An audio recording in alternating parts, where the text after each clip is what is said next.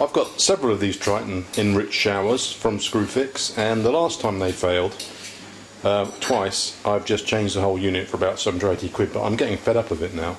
So I thought to investigate, and what happens was, on both of the ones that failed so far, the water just keeps dribbling out the shower head, it never stops running. And I've been poking about, so it's easy enough to get the cover off. There's two screws there which you take off and the whole cover lives off. It's quite a nice quality unit, but they don't seem to sell any spares for it. And this water valve, there's a solenoid there that sits on top of the water valve that lets the inlet water in from the inlet pipe here. And you pull the solenoid off, it just pushes on, and remove this valve with two screws, one screw there, that goes into that section there. And I think I've discovered what the problem is. This valve at the moment I use for removing scale, because there's fairly hard water around here. I use this stuff, which is just phosphoric acid. It's a weak organic acid. It's the same stuff as they use in Coca-Cola. Clearly 85% will spoil your day if you get it in your eyes, but you can look up the procedures for handling acids. But I use that for removing scale. It's very cost effective.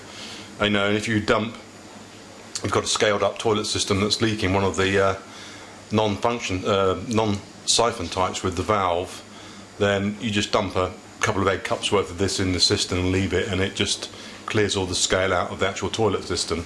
So I do that from time to time, and it doesn't seem to attack chrome or metal, so it's altogether quite useful for removing lime scale and cost effective. It's very strong.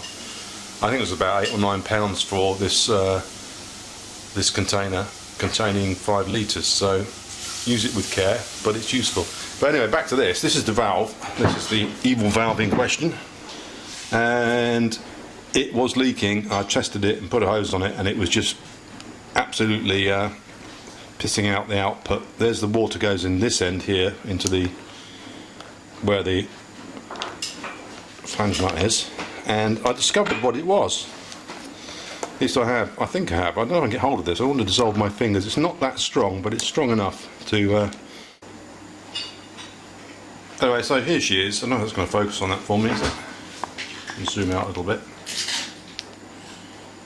You can see the remnants around this edge. There's a copper coloured something there, and what that was a filter gauze.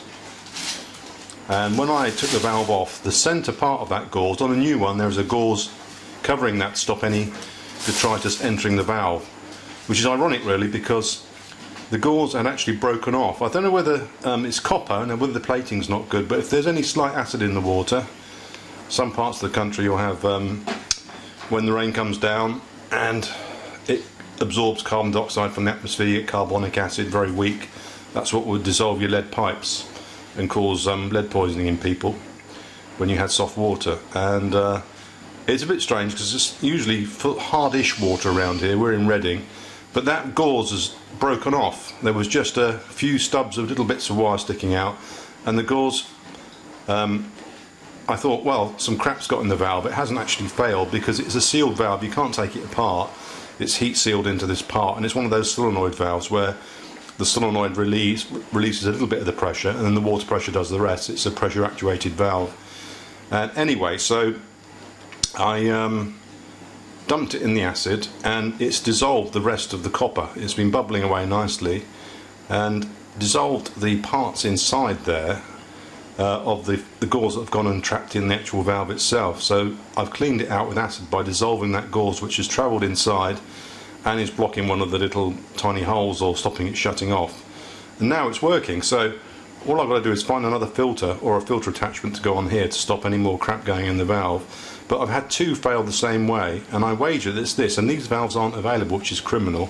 So I think if you have the same experience as me, you might be able to just put it into a container of weak acid and let the copper dissolve, and it will dissolve what's inside, and then it works again.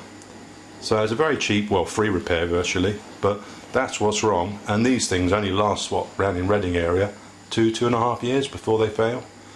And they try and price them cheap enough, sort of 60 or 70 quid for the whole thing. But when you think about all this plastic that's been processed and made, and all the pollutions that have been released into the atmosphere in some far off land, and all the people that have been poisoned by the fumes in the factory because the factories don't add adequate ventilation, all for the want of the fact that they haven't used a corrosion-proof stainless steel insert in this valve, which is obviously criminal. It's a fuse, a time fuse they've included in the design, and they know it full well, otherwise they'd make the valves available, wouldn't they? So I'm going to leave this to soak a bit longer, then I'm going to test it on a hose, and then I'm going to put it back together, and I'll wait a week or two to make sure it's fixed before I post this video. So that's what you do. You take the valve out, dunk it in some phosphoric acid or something which will dissolve copper, another acid like nitric for example, or sulfuric acid, but be careful, not too strong, and then leave it to tick away and dissolve the copper that's fallen inside, and it's fixed this one. So two the same I've got, so hopefully it'll do yours too. So I hope you find that interesting. So here's the what was inside the valve, and I can see I've taken it out and dried it out, and it was soaked for quite a bit longer, and until the copper gauze insert in the inlet had almost completely dissolved and just fell out. So you can see there's the remnants of it there on the paper. Yeah, so here's a close-up of what was left. Interesting, eh? But it's very crumbly, and it's kind of disintegrated, and I don't know whether it was just metal fatigue or it had been overstretched and it was formed into a cup shape, but clearly it had broken off and either was letting stuff through or got stuck in the valve itself. Difficult to actually be sure, so I've removed every trace of it now, so the whole opening is fully clear and ready to rock and roll. Yeah, anyhow, I needed to find a filter to go in place of the copper one, so I found this stainless steel filter in an old one of those bar shower valves. It's about the right diameter, and it will rest on top of there, and it's stainless steel, which is what the original one should be. And if the original one had been stainless steel, we wouldn't be facing this problem now, would we? Designers, if that's what you call yourselves. You should be ashamed of yourselves, really, putting us through this just for the sake of well, bad design, bad materials, or intentional design, obsolescence and failure built in. You choose, you decide, but you could make the valves available, couldn't you? Let's face it. So anyway, I'm going to put this back in and we'll see how it goes. Oh, you can have a closer look at this actually. Yeah, so I'm down on site now, and I've just had this one was constantly running out, and you can see the tenants put a bag over the end so it's spraying everywhere. And I've stripped it out, and sure enough, so I've got my repaired valve here, which I'm going to put back, which is the one that I cleaned out and did the acid dissolving of the flue or thing. But interestingly enough, here's the one I've just taken out, and if you look in the end of there, can you see that hole? That bit of gauze has dropped out and gone into the valve and got stuck and caused the valve to leak, and that's what happens. It's a built-in automatic time delay failure mode, which this is the third one in 7 years, third item in 7 years that's been changed. And look at this, it's all new, and I can't buy this anywhere. So yeah, you can see that hole by my finger down there in that pipe.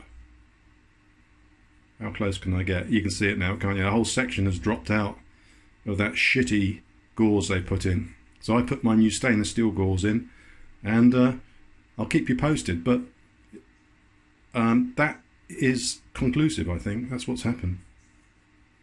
Not good, not good at all. It says on the box, the Great British Electric Showers. Well, honestly, really? You can do better, boys. You can do better. Pretty disgraceful, really. So here we go, look. It's reassembled, and turn her on. She works. Turn her off. Nothing wrong with that valve. Just had part of the gauze stuck in it, so there you are. A freak. Want to see more of these types of videos, then look at that button down there in the corner and press it and subscribe. It'll give me a bit of reward for my efforts in saving you lots of money. So there we go. How to repair a Triton shower that continues to run when you turn the power off.